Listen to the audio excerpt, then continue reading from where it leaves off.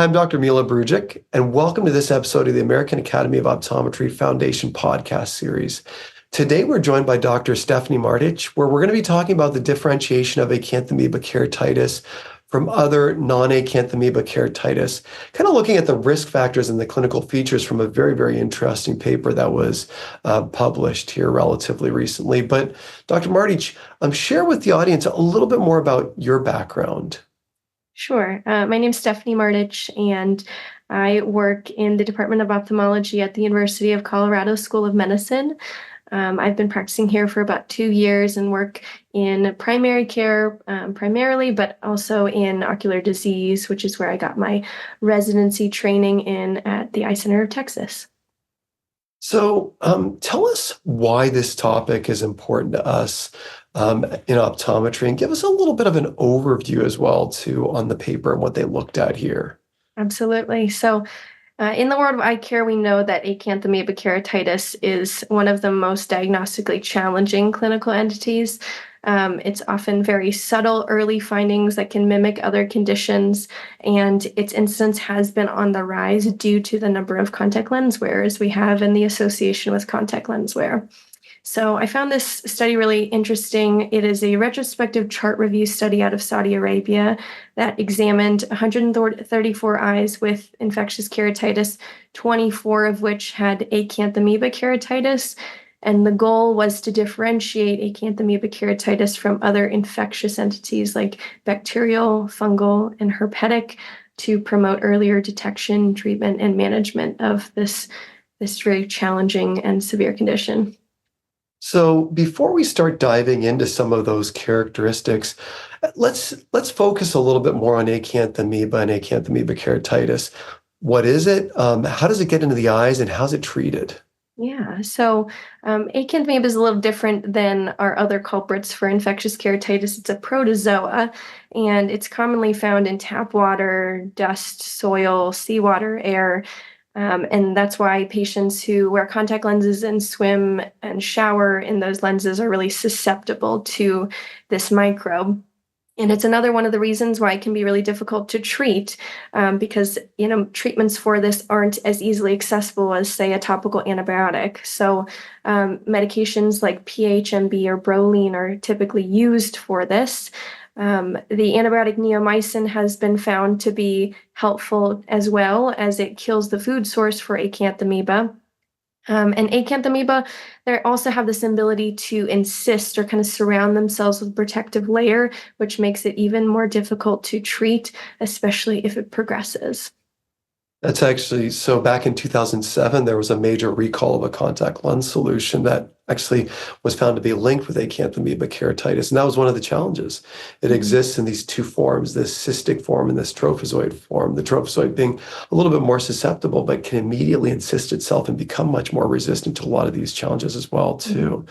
Yeah. So as we're seeing these patients clinically, what were some of the findings that the study showed that were kind of key differentiators between acanthamoeba keratitis and other forms of infectious keratitis?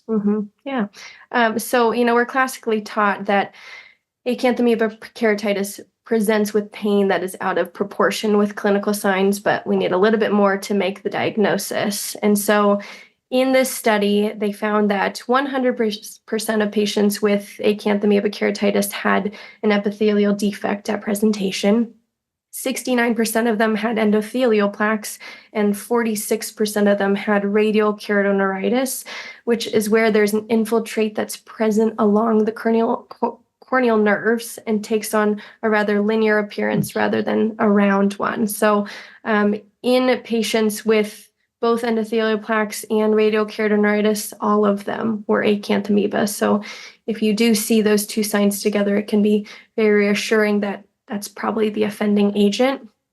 Another characteristic sign was a Wesley immune ring, or a ring infiltrate, which was in 14 out of 15 of patients in this study with acanthamoeba.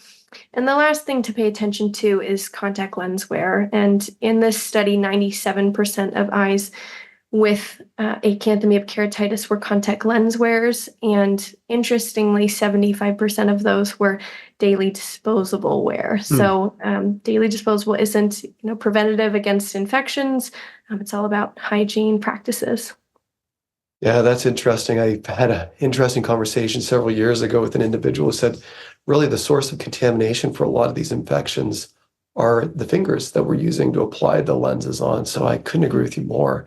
Now, when you look at the paper, was there any diagnostic procedures that the study found that was more helpful in identifying acanthamoeba keratitis? Because you listed a lot of things there.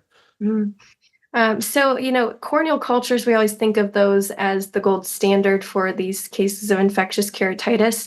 But the most helpful thing in identifying acanthamoeba was actually in vivo confocal microscopy, which was found to be 85% sensitive and 100% specific in this study.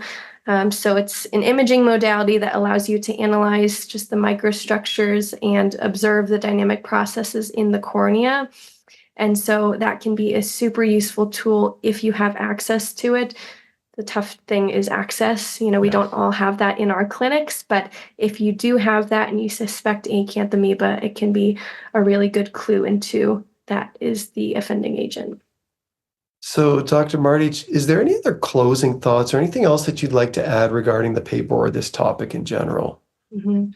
I think, as I mentioned before, we think of the daily disposable lenses as just the safest contact lens modality. But in preventing these really vision-threatening infections of the cornea, we really need to just educate our patients on proper contact lens care and hygiene.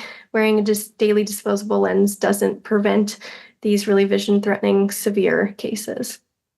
This is truly one of those scenarios where an ounce of prevention is well or far outweighs a pound of the treatment in this instance, because again, sometimes these patients are left with corneal scars and everything else that comes along with more severe keratitis.